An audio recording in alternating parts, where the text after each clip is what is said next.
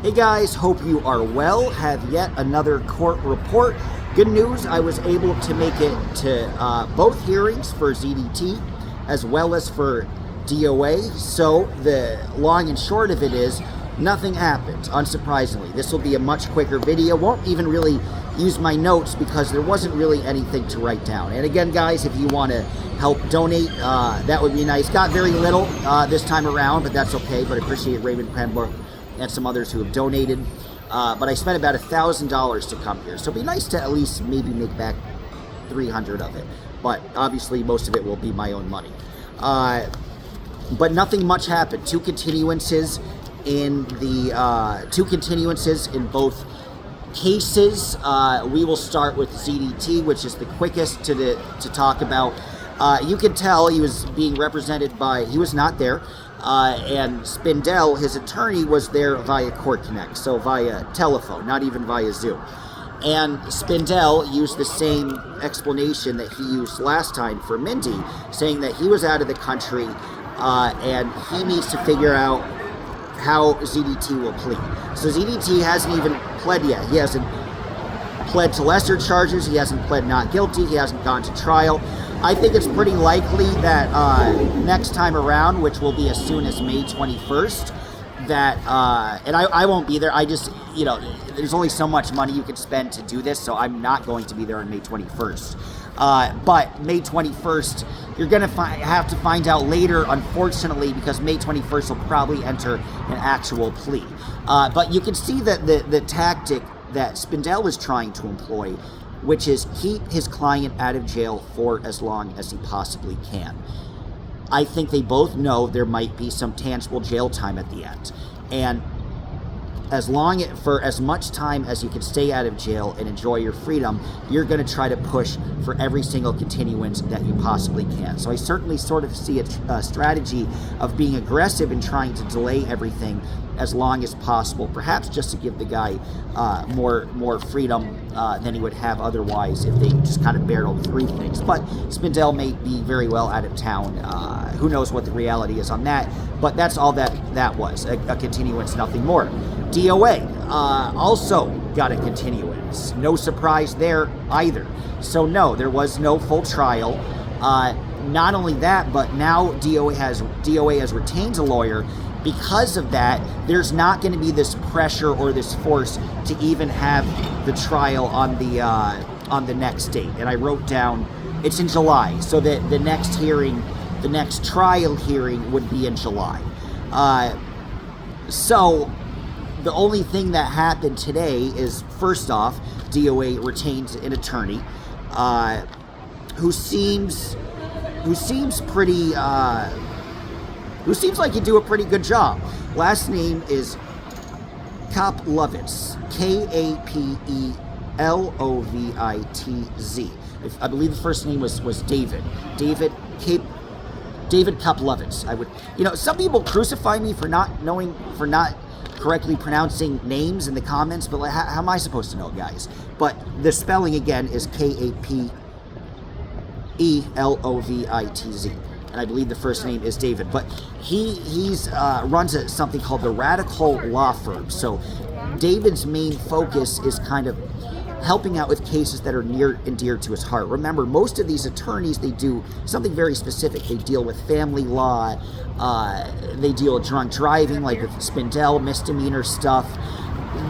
His is kind of more of an activist law firm. They choose cases that they might seem sexy, that they might deem could have a real difference in the future of how people could utilize their civil liberties or what civil liberties they're allowed to take advantage of. And I think David is the kind of attorney that signs on to cases to create a certain precedence to continue to allow people to exercise their civil liberties and their freedom of speech and a number of other constitutional rights. So it's clear that he only chooses cases that he believes in and that have kind of a bigger parameter than just the specific people involved, that the consequences of ruling later on would have more reverberations than just those two people. So he's an interesting candidate. He ran for, I believe, city attorney and put up a fight. and has been described in a multitude of papers as a known entity, so he's a very well-known figure, and I think he's a good guy to hire. I think this guy really cares about the case, and he deals specifically, again, with these cases where he feels like people's civil liberties are not being respected. David has an interesting past. He was actually the editor in Hustler magazine. When I made the Larry Flynt Hustler joke, that was actually accurate because David was involved with Hustler. He was the editor, oddly enough, of Hustler magazine. And not only that, but he was the editor in the time when Larry Flynt had his big court case, of which, of course, they made a movie. Now, would have to see the movie again, but I believe, if I'm not mistaken, that there's even a character in the movie based on David. So the dude is old. He's been around for a while, and I thought, no way is there a guy still active that was involved with Larry Flynt.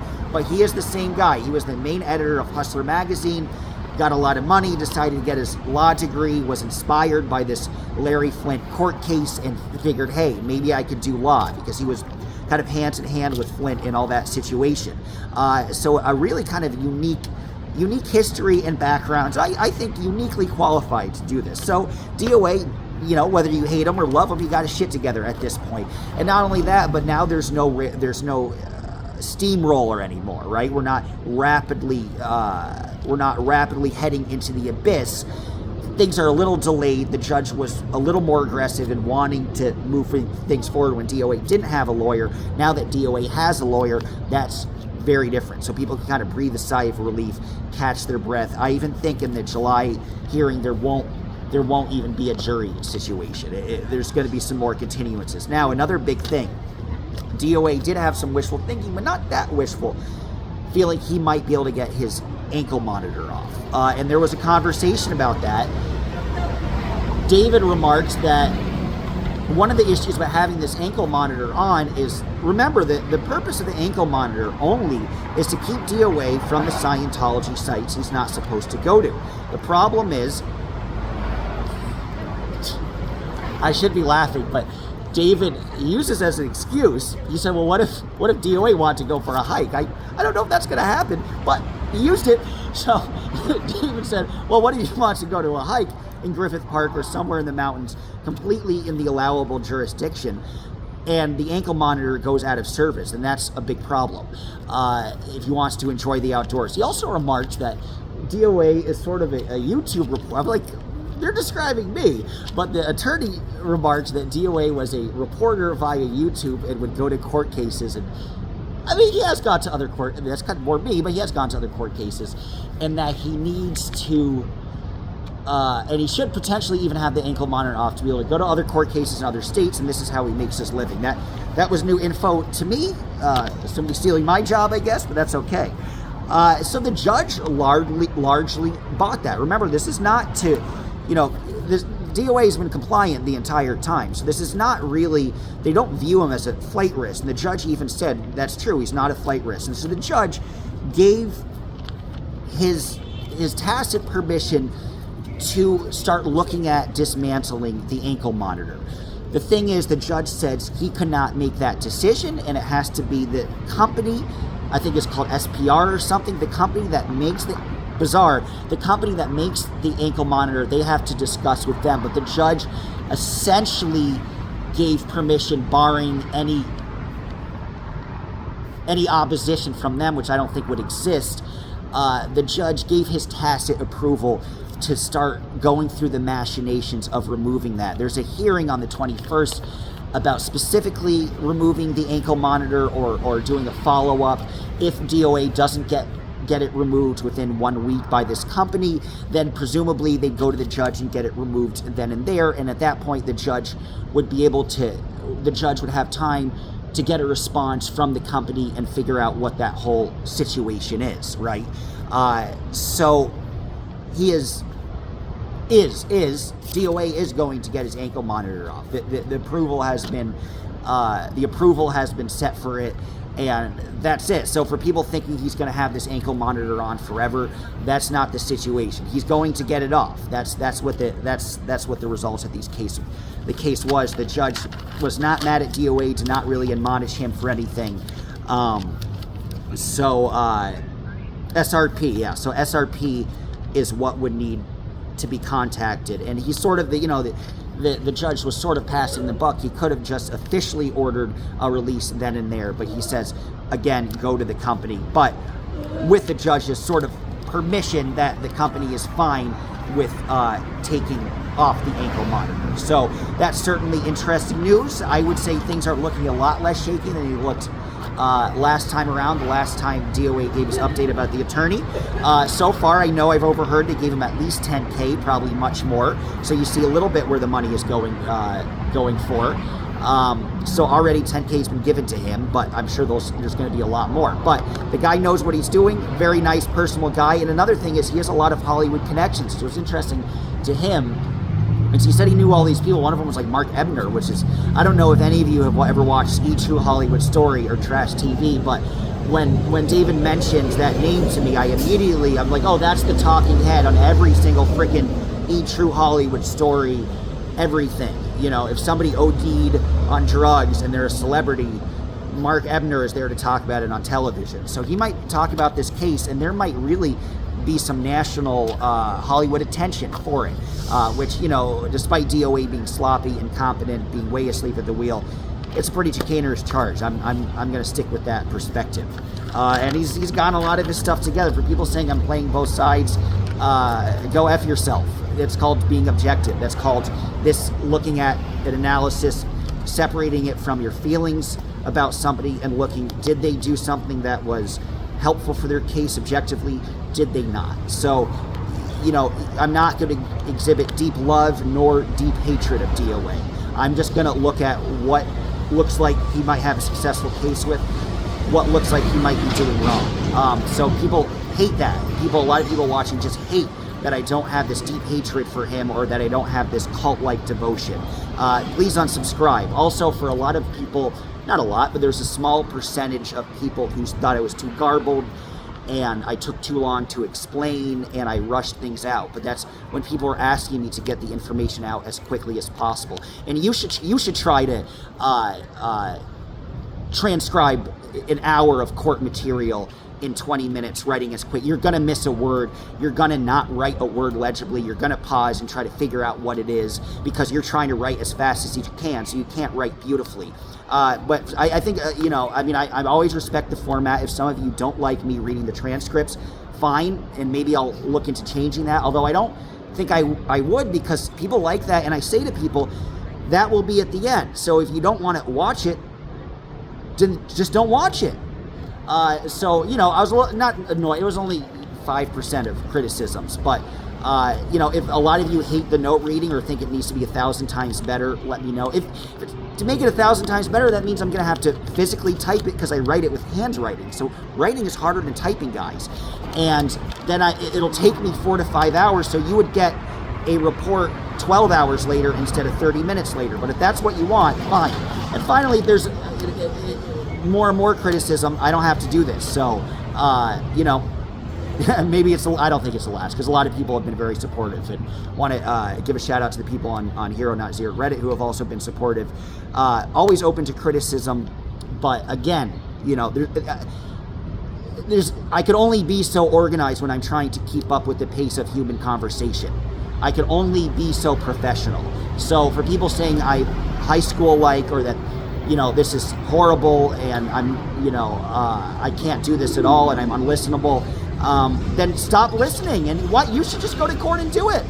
You can do it better, right? If you're saying I did such a bad job, just go. It was only screaming for no reason. It's 4 people, but the 4 people commenting, go. I would really like to see you put your money where your mouth is, and I'd like to see you do a much better job. Maybe you can. Maybe you're saying you're better than me. So do it. Just do it. And I'll remember, I'm not going to call anybody out, but I'll personally try to find your names and even email you and follow up. Say, put your money where your mouth is. Jeez. So a little annoying. I was a little annoyed by that. I'm never annoyed by if I do put in wrong information, or it could have been a lot better, but I'm trying as hard as I can, guys. I really am. But this was a lot more simple, a lot more tight. One thing I did mess up, though, that is important, is that the Yelena ZDT situation is not July. It got delayed until November because of criminal stuff. So I said July.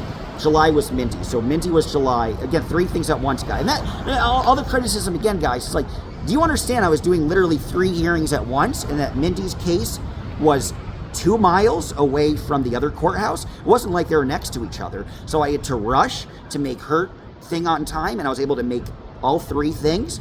But if you don't appreciate that, then I just won't do it. Great. But anyway, so that's the rub. Not coming back for the 21st. But DOA has developments in the other trial on the later on as well, which I won't go to. But I will go to everything in July. So the hearing with this specific case with DOA will be in July, as will the Mindy situation. So again, any financial support is appreciated. Not much happening today. ZDT has not pled. He remains free. DOA will probably 98% likely get his ankle monitor off within 1 week, so nobody thinks he's this dastardly dangerous character whatsoever. So that's the rub. We all want things to happen.